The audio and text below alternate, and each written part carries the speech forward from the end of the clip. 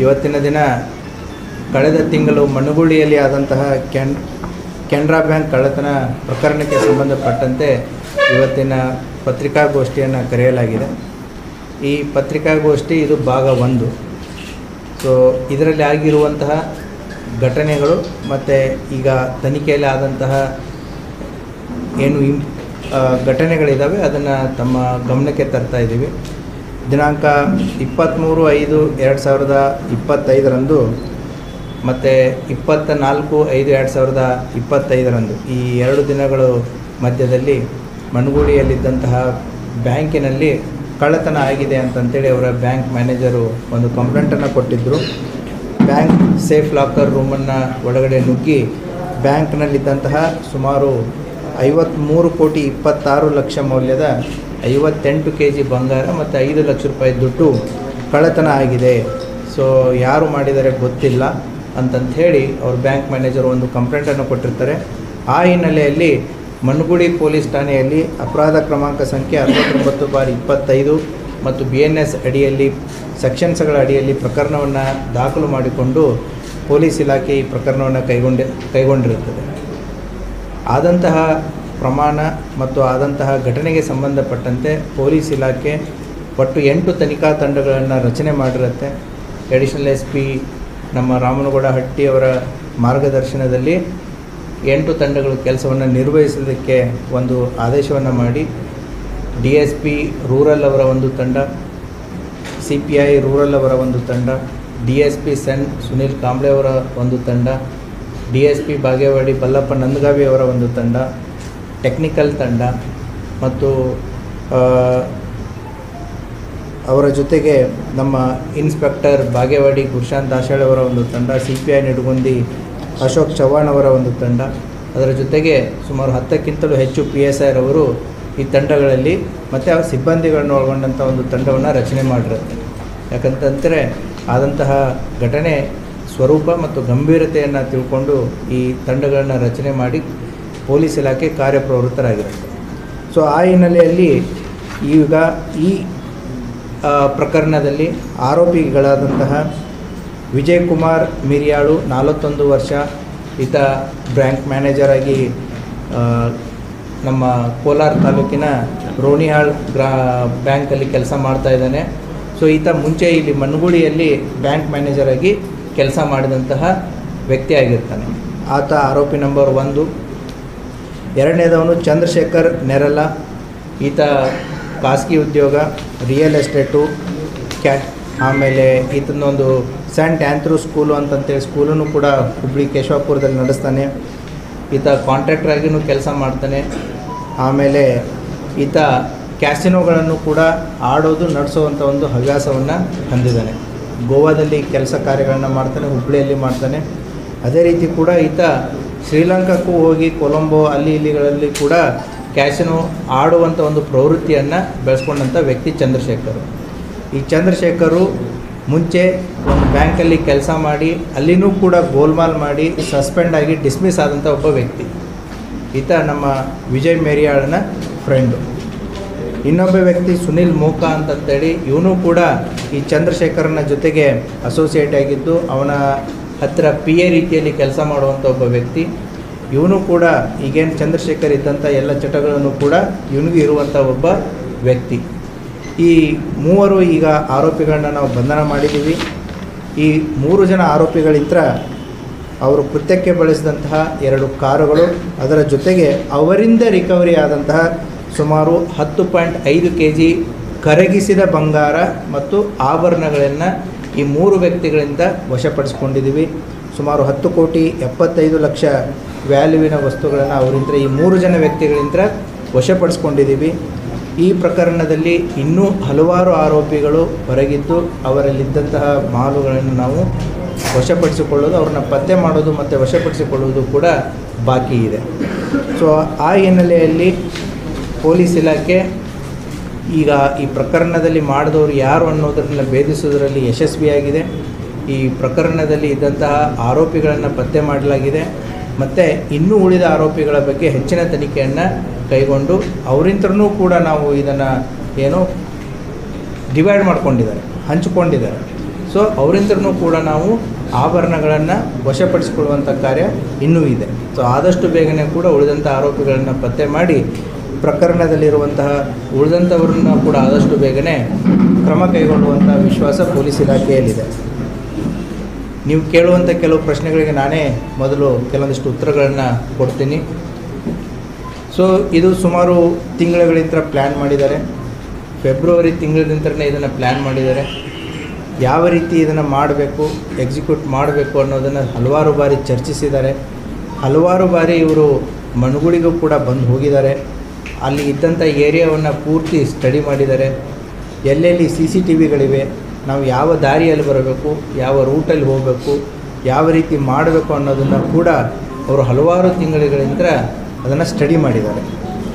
ಆಮೇಲೆ ಇದನ್ನು ಬ್ಯಾಂಕಲ್ಲಿದ್ದಂಥ ಕೀಸ್ಗಳನ್ನು ಈ ವಿಜಯ್ ಏನಿದ್ದಾನೆ ಪ್ರೀವಿಯಸ್ ಮ್ಯಾನೇಜರು, ಆತ ಮೇದಲ್ಲಿ ಟ್ರಾನ್ಸ್ಫರ್ ಆಗ್ತಾನೆ. ಮಣಗುಳಿಯಲ್ಲಿ ಮೇ 9ರವರೆಗೂ ಕೆಲಸ ಮಾಡಿದ್ದಾನೆ. ತದನಂತರ ಅಲ್ಲಿಂದ ವರ್ಗಾವಣೆಯಾಗಿ ರೂಣಿಯಾಳ್ ಬ್ರಾಂಚಿಗೆ ಹೋಗಿದ್ದಾನೆ. ಅವನು ಹೋಗೋಕ್ಕಿಂತ ಮುಂಚೆನೇ ಮಾರ್ಚ್ ಮತ್ತು ಏಪ್ರಿಲ್ ತಿಂಗಳುಗಳಲ್ಲಿ ಈ ಬ್ಯಾಂಕಿನ ಕೀಸ್ಗಳಿಗೆ ಏನಿರ್ತವೆ, ಈ ಕೀಸ್ಗಳನ್ನು ಈ ಆರೋಪಿಗಳಿಗೆ ಕೊಟ್ಟು ಅವುಗಳನ್ನು ಡುಪ್ಲಿಕೇಟ್ ಕೀಗಳನ್ನು ಮಾಡಿಸಿದ್ದಾರೆ. ಸೊ ಆ ಡುಪ್ಲಿಕೇಟ್ ಕೀಗಳು ಕೂಡ ವರ್ಕ್ ಆಗುತ್ತೋ ಇಲ್ಲೋ ಅನ್ನೋದಕ್ಕೆ ಕೂಡ ಹಲವಾರು ಬಾರಿ ಅದನ್ನು ಟೆಸ್ಟ್ ಆ್ಯಂಡ್ ಟ್ರಯಲ್ ಮಾಡಿದ್ದಾರೆ. ಸೊ ಯಾವಾಗ ಸಕ್ಸಸ್ ಆಗಿದೆ ವೇಟ್ ಮಾಡಿದ್ದಾರೆ. ಏನು ಅಂತಂದರೆ ಇದ್ದಂತಹ ಈ ವಿಜಯ್ ಮೈರ್ಯಾಳ್ ಮ್ಯಾನೇಜರ್ ಏನಿದ್ದಾನೆ ಆತ ವರ್ಗಾವಣೆ ಆಗಿ ಹೋಗೋವರೆಗೂ ಕೂಡ ಕಾಯ್ದಿದ್ದಾರೆ. ಅಂದರೆ ನಾಳೆ ಇದು ಅವನ ಮೇಲೆ ಬರಬಾರ್ದು, ಯಾಕಂದರೆ ರೆಸ್ಪಾನ್ಸಿಬಿಲಿಟಿ ಅವನ ಮೇಲೆ ಇರುತ್ತೆ ಅಂತಂಥೇಳಿ ಅವನ ಮೇಲೆ ಬರಬಾರ್ದು. ಸೊ ಹೊಸ ಸೆಟಪ್ ಏನು ಬರುತ್ತೆ ಅವ್ರ ಮೇಲೆ ಬರಲಿ ಅನ್ನುವಂಥ ಒಂದು ಸಂದರ್ಭ ಸಮಯಾವಕಾಶಕ್ಕೆ ಕಾಯ್ದಿದ್ದಾರೆ. ಇನ್ನು ಮೇ 9ನೇ ತಾರೀಕು ಟ್ರಾನ್ಸ್ಫರಾಗಿ ಹೋಗ್ತಾನೆ. ಅವ್ರ ಜೊತೆಗೆ ಇನ್ನೂ ಕೆಲವೊಂದಿಷ್ಟು ಸಿಬ್ಬಂದಿಗಳು ಅಲ್ಲಿಂದ ಟ್ರಾನ್ಸ್ಫರ್ ಆಗ್ತಾರೆ. ಹೊಸ ಸೆಟಪ್ ಬರುತ್ತೆ. ಹೊಸ ಸೆಟಪ್ ಬಂದ ಮೇಲೆ ಇದೇನು 4 Saturday Sunday ಇರುತ್ತೆ. ಸೊ ಜನ ಇರಲ್ಲ ಆ ಟೈಮಲ್ಲಿ ಹೇಳಿ ಸೊ ಆ ಸಂದರ್ಭದಲ್ಲಿ ಮಾಡಿದರೆ ಸೊ ಹೋದ ಹಳೆ ಮ್ಯಾನೇಜರ್ ಮೇಲೆ ಬರುವಂಥ ಸಾಧ್ಯತೆಗಳು ಕಡಿಮೆ, ಹೊಸ ಸೆಟಪ್ ಮೇಲೆ ಬರಲಿ ಹೇಳಿ ಆ ಡೈರೆಕ್ಷನ್ದಲ್ಲಿ ಇದನ್ನು ಮೇ 23 ಮತ್ತು 24ನೇ ತಾರೀಕಿಗೆ ಎಕ್ಸಿಕ್ಯೂಟ್ ಮಾಡುವಂಥ ಒಂದು ಪ್ಲ್ಯಾನನ್ನು ಮಾಡ್ತಾರೆ. ಮೇ 23ನೇ ತಾರೀಕು ಕೂಡ ಅವರು ಅಲ್ಲಿ ಚಲನವಲನಗಳು ಓಡಾಡಿದ್ದನ್ನು ನಮಗೆ ಸಾಕಷ್ಟು ಕುರುಹುಗಳಿದ್ದಾವೆ. ಅವರು ಮೇ 23ನೇ ತಾರೀಕನೇ ಮಾಡಬೇಕು ಅನ್ನುವಂಥ ಒಂದು ಆಶಾಭಾವನೆಯಲ್ಲಿರ್ತಾರೆ. ಅವತ್ತು RCB ಮತ್ತು ಏನು ನಮ್ಮ ಸನ್ರೈಸರ್ಸ್ ಹೈದರಾಬಾದ್ ಮ್ಯಾಚ್ ಇರುತ್ತೆ. ಸೊ ಹಾಗಾಗಿ ಹೊರಗಡೆ ಜನರ ಓಡಾಟ ಸಾಕಷ್ಟು ಇರುತ್ತೆ, ಹುಡುಗರ ಓಡಾಟ ಜಾಸ್ತಿ ಇರುತ್ತೆ. ಸೊ ಅನ್ಫಾರ್ಚುನೇಟ್ಲಿ ಅವತ್ತು ಮಳೆನೂ ಆಗಲ್ಲ ಮತ್ತು ಆ ಮ್ಯಾಚನ್ನು RCB ಸೋಲುತ್ತೆ.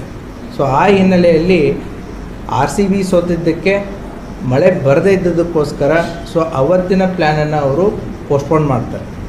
ಒಂದು ವೇಳೆ RCB ಗೆದ್ದು ಅಲ್ಲಿ ಪಟಾಕ್ಷಿಗಳ ಸಂಭ್ರಮ ಆಗಿದ್ದರೆ ಆ ಸೌಂಡಲ್ಲಿ ಒಳಗಡೆ ನುಗ್ಗಬೇಕು ಅನ್ನೋದು ಅವ್ರದ್ದು ಪ್ಲ್ಯಾನ್ ಆಗಿರುತ್ತೆ. ಸೊ ಹಾಗಾಗಿ 23ನೇ ತಾರೀಕು ಈ ಎರಡೂ ವಿಚಾರಗಳಿಂದ ಅದನ್ನು ಪೋಸ್ಟ್ಪೋನ್ ಮಾಡ್ತಾರೆ. 24ನೇ ತಾರೀಕನ್ನು ಆಯ್ಕೆ ಮಾಡ್ಕೋತಾರೆ. ಅದು ಶನಿವಾರ, ಅವತ್ತು ಕೂಡ ರಜೆ ಇರುತ್ತೆ. ಮತ್ತು ಇವರಿಗೆ ಎಲ್ಲೆಲ್ಲಿ CCTVಗಳಿರ್ತವೆ ಏನಿರ್ತವೆ ಅನ್ನೋದೆಲ್ಲ ಗೊತ್ತಿರುತ್ತೆ. ಅವುಗಳನ್ನು ಎಲ್ಲ ಡೈವರ್ಟ್ ಮಾಡಿ ಇಟ್ಟಿರ್ತಾರೆ. ಸೊ ಅಷ್ಟೇ ಅಲ್ಲದೆ ಕೂಡ ಅಲ್ಲಿ ಹೈ ಮಾಸ್ಕ್ ಲೈಟ್ ಇರುತ್ತೆ. ಹೈ ಮಾಸ್ಕ್ ಲೈಟದ್ದನ್ನು ಕೂಡ ಇವರು ಕೇಬಲನ್ನು ಕಟ್ ಮಾಡಿ ಅದನ್ನು ಆಫ್ ಮಾಡಿರ್ತಾರೆ.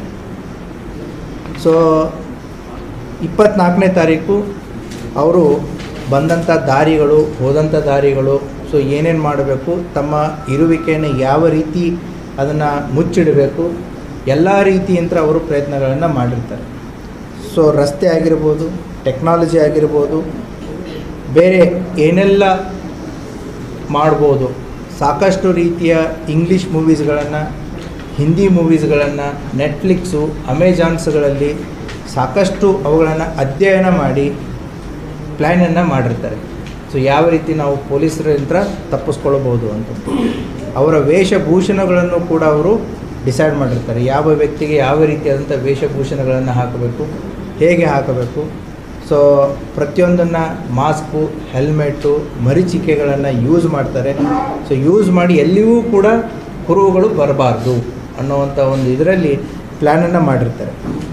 ಅಷ್ಟೇ ಅಲ್ಲದೆ ಇಲ್ಲಿ ವೆಹಿಕಲ್ಸ್ಗಳನ್ನು ಯಾವ ರೀತಿ ಯೂಸ್ ಮಾಡಬೇಕು ಅನ್ನೋದನ್ನು ಕೂಡ ಅವರು ಮೊದಲೇ ಪ್ರೀ ಪ್ಲ್ಯಾನ್ ಮಾಡಿದ್ದಾರೆ. ಸೊ ಇಲ್ಲಿ ಒಂದು ಟ್ರಕ್ಕನ್ನು ಯೂಸ್ ಮಾಡಿದ್ದಾರೆ. ಇಲ್ಲಿ ಓಡಾಡೋದಕ್ಕೆ ಟೂ ವೀಲರ್ಸ್ಗಳನ್ನೇ ಯೂಸ್ ಮಾಡಿದ್ದಾರೆ. ಸೊ ದ್ಯಾಟ್ ಆ ಟೂ ವೀಲರ್ಸ್ಗಳು ಎಲ್ಲಿ ಹೋಯ್ತು ಏನು ಮಾಡ್ತು ಅನ್ನೋದನ್ನು ಗೊತ್ತಾಗಬಾರ್ದು ಅಂತ. ಸೊ ಈ ರೀತಿಯಾದಂತಹ ಅಂದರೆ ಈ ಮೂವೀಸ್ಗಳ ಪರಿಣಾಮ, ನೆಟ್ಫ್ಲಿಕ್ಸು ಅಮೆಜಾನ್ಸ್ಗಳಲ್ಲಿ ಬರುವಂತಹ ಕ್ರೈಮ್ ಸ್ಟೋರೀಸ್ಗಳು ಇವುಗಳನ್ನ ಎಲ್ಲವನ್ನು ನೋಡಿ ಮಾಡಿ ಇದನ್ನು ಸರಿಯಾದಂಥ ಒಂದು ಪ್ಲ್ಯಾನನ್ನು ಸಿದ್ಧತೆಯನ್ನು ಮಾಡ್ಕೊಂಡಿದ್ದಾರೆ. ಅದೇ ರೀತಿ ನೀವು ಪ್ರಶ್ನೆಗಳನ್ನು ಕೇಳಿದ್ದೀರಾ, ಬ್ಲ್ಯಾಕ್ ಮ್ಯಾಜಿಕ್ ಮಾಡಿದ್ದಾರೆ ಸರ್, ಬ್ಲ್ಯಾಕ್ ಮ್ಯಾಜಿಕ್ ಮಾಡಿದ್ದಾರೆ, ಯಾಕೆ, ಏನು, ಎಂತ ಅಂತಂತೇಳಿ. ಅದಕ್ಕೂ ಕೂಡ ತಾವು ಸ್ಟಾರ್ಟಿಂಗಲ್ಲಿ ಹಲವಾರು ಪ್ರಶ್ನೆಗಳನ್ನು ಕೇಳಿದ್ರಿ. ಈ ಬ್ಲ್ಯಾಕ್ ಮ್ಯಾಜಿಕ್ ಮಾಡಿದ್ದನ್ನು ಕೂಡ ಇವರು ಬೇರೆ ಬೇರೆ ರಾಜ್ಯಗಳಲ್ಲಿ ಆದಂತಹ ಬ್ಯಾಂಕ್ ಅಫೆನ್ಸಸ್ಗಳು ಯಾವ ರೀತಿ ಇತ್ತು, ಏನಿತ್ತು ಅವುಗಳನ್ನು ಕೂಡ ಇವರು ಅಧ್ಯಯನ ಮಾಡಿದ್ದಾರೆ. ಸೊ ತಮಿಳುನಾಡು ಮತ್ತು ಕೇರಳಗಳಲ್ಲಿ ಬ್ಲ್ಯಾಕ್ ಮ್ಯಾಜಿಕ್ ಮಾಡಿ ಬ್ಯಾಂಕ್ಗಳನ್ನು ಕಳ್ಳತನ ಮಾಡಿರುವಂಥ ಹಲವಾರು ಘಟನೆಗಳನ್ನು ಇವರು ನೋಡಿಬಿಟ್ಟು ಅಲ್ಲಿ ಬ್ಲ್ಯಾಕ್ ಮ್ಯಾಜಿಕ್ಕನ್ನು ಮಾಡಿ ಕುಂಕುಮ, ಅರಿಶಿನ, ಕರ್ಪೂರ, ಊದಿನ ಕಡ್ಡಿ ಏನೇನು ಬೇಕು ಎಲ್ಲ ಬ್ಯಾಂಕ್ ತುಂಬ ಎಲ್ಲ ಮಾಡಿ ಸೊ ದ್ಯಾಟ್ ಪೊಲೀಸರ ಅಟೆನ್ಷನನ್ನು ಡೈವರ್ಟ್ ಮಾಡೋದಕ್ಕೆ. ಸೊ ಮಾಡಿದವರು ಮೋಸ್ಟ್ಲಿ ಕೇರಳ ಮತ್ತು ತಮಿಳುನಾಡು ಕಡೆದವರು ಇರಬಹುದೇನೋ ಅನ್ನುವಂಥ ಊಹೆ ಪೊಲೀಸರಿಗೆ ಬರಲಿ ಅನ್ನೋವಂಥ ಒಂದು ದಾರಿ ತಪ್ಪಿಸುವಂಥ ಒಂದು ಮಾರ್ಗವನ್ನು ಅವರು ಕೈಗೊಂಡಿದ್ದಾರೆ. ಅಷ್ಟೇ ಅಲ್ಲದೆ ಬ್ಯಾಂಕಲ್ಲಿ ತಾವು ಈಗಾಗಲೇ ತಮಗೆ ಗೊತ್ತಿರೋ ಹಾಗೆ ಖಾರದ ಪುಡಿಯನ್ನು ಎರಚಿದ್ದಾರೆ, ಮಾಡಿದ್ದಾರೆ ಅಂತಂತೇಳಿ ತಾವು ಕೂಡ ವರದಿಯನ್ನು ಮಾಡಿದ್ರಿ. ಇದು ಡಾಗ್ ಸ್ಕ್ವಾಡ್ ಆಗಿರ್ಬೋದು ಅಥವಾ ಪೊಲೀಸರಿಗೆ ಫಿಂಗರ್ ಪ್ರಿಂಟ್ ಸಿಗಬಾರ್ದು ಅಂತಂತೇಳಿ ಗ್ಲೌಸ್ಗಳನ್ನ ಯೂಸ್ ಮಾಡೋದಾಗಿರ್ಬೋದು, ಇವನ್ನೆಲ್ಲ ಅವರು ಸ್ಟ್ಯಾಂಡರ್ಡಾಗಿ ಮಾಡಿದ್ದಾರೆ. ಅಷ್ಟೇ ಅಲ್ಲದೆ ಕೂಡ ಈಗ ಅವರು ಹಲವಾರು ಮಾಡೆಲ್ಸ್ಗಳನ್ನು ಸ್ಟಡಿ ಮಾಡಿದ್ದಾರೆ. ಸೊ ಕೆಲವೊಂದಿಷ್ಟು ವಿಚಾರಗಳನ್ನ ತನಿಖೆ ಹಿತದೃಷ್ಟಿಯಿಂದ ನಾನು ಇವಾಗ ಯಾವುದನ್ನು ಕೂಡ ರಿವೀಲ್ ಮಾಡ್ತಾ ಇಲ್ಲ. ಇವತ್ತು ತಾವು ಕೇಳ್ತಾ ಇರೋದು ಇದು ಮನುಗುಳಿ part 1. Still there is a ಮನುಗುಳಿ ಪಾರ್ಟ್ 2 ಅವೇಟೆಡ್ ಇದೆ. ಸೊ ಆ ಸಂದರ್ಭದಲ್ಲಿ ಕೆಲವು ವಿಚಾರಗಳನ್ನ ತಮ್ಮ ಗಮನಕ್ಕೆ ತೊಗೊಂಬರ್ತೀನಿ. ಇವರು ಚಿನ್ನ ಆರ್ನಾಮೆಂಟ್ಸ್ಗಳನ್ನ ಹಾಗೆ ಇಟ್ಟರೆ ನಾಳೆ ಡಿಸ್ಪೋಸಲ್ ಮಾಡೋದು ಕೂಡ ಕಷ್ಟ ಆಗುತ್ತೆ ಅಂತಂತ ಹೇಳಿ ಅವುಗಳನ್ನು ಕರಗಿಸಿದ್ದಾರೆ. ಕರಗಿಸ್ಬಿಟ್ಟು ಕೆಲವೊಂದಿಷ್ಟು ಆಭರಣಗಳನ್ನು ಸಿಕ್ಕಿದ್ದಾವೆ. ಮೆಜಾರಿಟಿ ಆಫ್ ದ ಆರ್ನಾಮೆಂಟ್ಸ್ಗಳನ್ನು ಕರಗಿಸಿ ಗಟ್ಟಿ ಚಿನ್ನವನ್ನು ಮಾಡಿ ಇಟ್ಕೊಂಡಿದ್ದಾರೆ. ಅಂದರೆ ಡಿಸ್ಪೋಸಲ್ ಮಾಡೋದಕ್ಕೆ ಈಸಿ ಆಗುತ್ತೆ. ಮತ್ತು ಆರ್ನಾಮೆಂಟ್ಸ್ಗಳನ್ನ ಹಾಗೆ ಇಟ್ಕೊಂಡ್ರೆ ನಾಳೆ ಎಲ್ಲಾದರೂ ಕೂಡ ಸಮಸ್ಯೆ ಆಗ್ಬೋದು ಅನ್ನೋವಂಥ ವಿಚಾರದಿಂದ, ಯಾಕಂದರೆ ಐಡೆಂಟಿಫೈ ಆಗುತ್ತೆ ಅಂತಂತೇಳಿ ಆದಷ್ಟು ಬೇಗ ಏನು ಮಷೀನನ್ನು ತಂದು ಅವರು ಎಲ್ಲಿ ಮಾಡಿದ್ದಾರೆ, ಏನು ಮಾಡಿದ್ದಾರೆ ಅನ್ನೋದನ್ನು ನಾನು ನೆಕ್ಸ್ಟ್ ಟೈಮ್ ನಿಮಗೆ ಪೂರ್ತಿ ಆದಮೇಲೆ ಹೇಳ್ತೇನೆ. ಸೊ ಈ ರೀತಿ ಎಲ್ಲ ರೀತಿಯಂಥ ಪ್ಲ್ಯಾನ್ಸ್ಗಳನ್ನ ಮಾಡಿಕೊಂಡು ಪೊಲೀಸ್ ಇಲಾಖೆಗೆ ನಾವು ಕಣ್ಣಿಗೆ ಮಣ್ಣೆರಚಿ ನಾವು ತಪ್ಪಿಸ್ಕೊಳ್ಬೋದು ಅನ್ನೋವಂಥ ಒಂದು ಮಹಾದಾಸೆಯಂತ್ರ ಈ ಎಲ್ಲ ಪ್ಲ್ಯಾನ್ಸ್ಗಳನ್ನು ಮಾಡಿ ಅವರು ಮಾಡಿದರು. ಆದರೆ ಪೊಲೀಸ್ ಇಲಾಖೆ ನಮ್ಮ ಏನು ವಿಜಯಪುರ ಜಿಲ್ಲಾ ಪೊಲೀಸ್ ಇದೆ, ಇದು ಕೇವಲ ಮನುಗುಳಿ ಪ್ರಕರಣ ಅಲ್ಲ, ಇದು ಇಡೀ ಜಿಲ್ಲೆಯ ಪೊಲೀಸ್ ಪ್ರಕರಣ ಅಂತಂತ ಹೇಳಿ ಇಡೀ ಜಿಲ್ಲೆ ಎಲ್ಲ ಎಡಿಷ್ನಲ್ SP ಇಬ್ಬರು ಆಗಿರ್ಬೋದು, ನಮ್ಮ ಎಲ್ಲ 5 DYSPಗಳಾಗಿರ್ಬೋದು ಮತ್ತು ಜಿಲ್ಲೆ ಎಲ್ಲ ಇನ್ಸ್ಪೆಕ್ಟ್ರು, PSI ಅವರ ಜೊತೆಗೆ ನಮ್ಮ ಎಲ್ಲ ಸಿಬ್ಬಂದಿ ವರ್ಗದವರು ಕಳೆದ 1 ತಿಂಗಳಿಂದ ಹಗಲು ರಾತ್ರಿ ಇದನ್ನು ಶ್ರಮಿಸಿ ಇದು ಯಾವುದೇ ಕಾರಣಕ್ಕೂ ನಾವು ಬಿಡಲೇಬಾರ್ದು ಅನ್ನೋವಂಥ ಒಂದು ಹಠದಿಂದ ಇದೊಂದು ಪ್ರಯತ್ನ ಮಾಡಿದ್ದಾರೆ.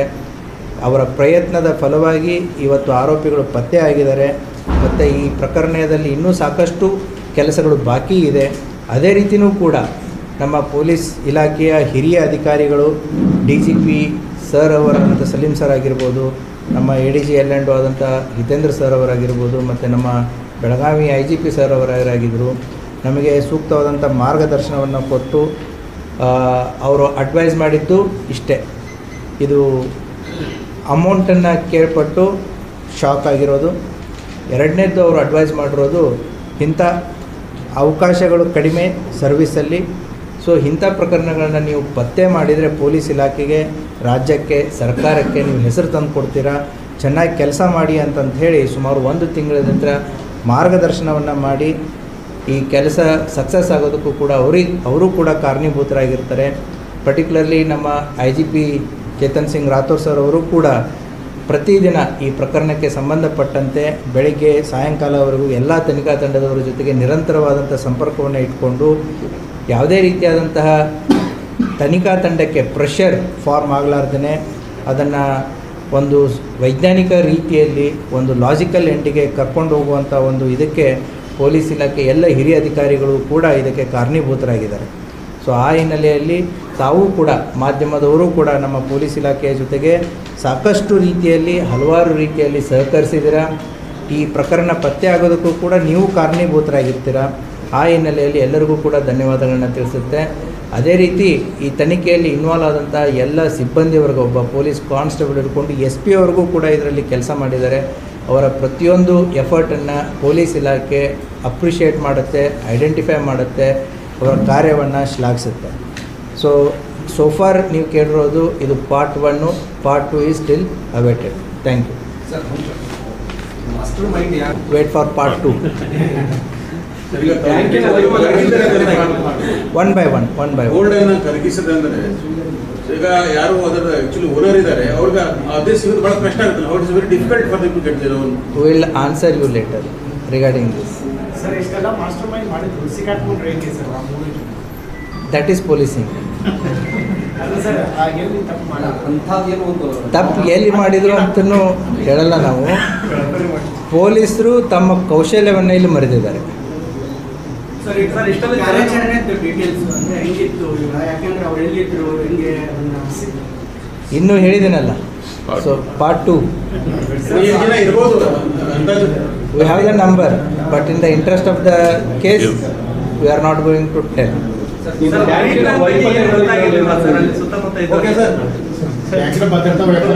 Thank you very much. Tree plan ಬಗ್ಗೆ ಏನು ಗೊತ್ತಾಗಿರ್ಲಿಲ್ಲ ಸರ್, ಅಲ್ಲಿ ಲೋಕಲ್ ಅಥವಾ ಬ್ಯಾಂಕ್ ಅವರಿಗೆ ಆಯ್ತು, ಜನರಿಗೆ ಆಯ್ತು, ಅನುಮಾನ ಅಂತ ಬರಬೇಕಲ್ಲ ಇಷ್ಟೆಲ್ಲ. ನೀವು ಹೇಳೋ ಎಲ್ಲ ಪ್ರಶ್ನೆಗಳಿಗೆ ಮುಂಜಾಗ್ರತವಾಗಿ ಏನೇ ಬಂದಿದ್ರು ಇದು ನಡೀತಿರಲಿಲ್ಲ. But yes, incident has happen and we have done it. Sir ಈಗ ಹುಬ್ಬಳ್ಳಿ ಅಂತ ಒಂದು ಸಣ್ಣ ಬ್ಯಾಂಕ್ ಒಳಗೆ ಎಷ್ಟು ಚಿನ್ನಾಭರಣ ಇಟ್ಟಿರೋದ್ರ ಬಗ್ಗೆನೂ ದೊಡ್ಡ ಮೊತ್ತದ್ದು, ಯಾಕಂದ್ರೆ ನಗರ ಪ್ರದೇಶದಲ್ಲಿ ಇಡೋದೇ ಕಡಿಮೆ, ಇಷ್ಟು ಅದಕ್ಕೆ ಸಂಬಂಧಪಟ್ಟಂತೆ ಬ್ಯಾಂಕಿನವರು ಸೂಕ್ತ ಕ್ರಮವನ್ನು ಕೈಗೊಳ್ತಾರೆ. ಅದ್ರ ಬಗ್ಗೆ ಏನಾದರೂ ಸಿಗ್ತಾ, ಯಾಕಂದ್ರೆ ಅದು ಕೆಲವೊಂದು ಟೈಮ್ ಅದು ಕೂಡ ಅನಧಿಕೃತ ಆಗಿರೋ ಸಾಧ್ಯತೆಗಳು ಇರ್ತಾರೆ. ಇಲ್ಲ, ಅನಧಿಕೃತ ಯಾವುದೂ ಇಲ್ಲ, ಪ್ರತಿಯೊಂದನ್ನು ಕೂಡ ಅಧಿಕೃತವಾಗಿಯೇ ಇದೆ. ಸರ್ ಎಷ್ಟು ಜನದ್ದು ಗ್ರಾಹಕರು ಚಿನ್ನಾಭರಣ? Still it is matter of investigation. So bank is having the records of it. So ಇನ್ನೊಂದು ಹೇಳ್ತೀನಿ, ಜನರು ಯಾವುದೇ ರೀತಿಯಾದಂತಹ ಏನು ಗಾಬರಿ ಆಗಿರ್ಬೋದು ಅಥವಾ ಸಂಶಯ ಆಗಿರ್ಬೋದು ಒಳಗಾಗುವಂಥ ಅವಶ್ಯಕತೆ ಇಲ್ಲ. ಪೊಲೀಸ್ ಇಲಾಖೆ ಅವ್ರ ಜೊತೆಗಿದೆ, ಬ್ಯಾಂಕು ಕೂಡ ಅವ್ರ ಜೊತೆಗಿದೆ. ಸೊ ನಾವು ಅವ್ರಿಗೆ ಪ್ರಾಮಿಸ್ ಮಾಡಿದ್ವಿ, ವಿಲ್ ವರ್ಕ್ ಆನ್ ಇಟ್ ಅಂತಂತೇಳಿ. ಗ್ರಾಹಕರು ಕೂಡ ಪೊಲೀಸ್ ಇಲಾಖೆ ಮೇಲೆ ಏನು ನಂಬಿಕೆಯನ್ನು ಇಟ್ಟು ನಮ್ಮ ಜೊತೆಗೆ ಸಹಕರಿಸಿದ್ದಾರೆ. ಅವ್ರಿಗೂ ಕೂಡ ಧನ್ಯವಾದಗಳು. Work is half done, still half work is pending and will do it. Thank you. Thank you. Kannada Dhwani channel ಅನ್ನು ಸಬ್ಸ್ಕ್ರೈಬ್ ಮಾಡಿ ಮತ್ತು ನಮ್ಮ ಹೊಸ ವಿಡಿಯೋ ಎಲ್ಲರಿಗಿಂತ ಮುಂಚೆ ನೋಡಲು ಪಕ್ಕದಲ್ಲಿರುವ ಬೆಲ್ ಐಕಾನ್ ಅನ್ನು ಕ್ಲಿಕ್ ಮಾಡಿ.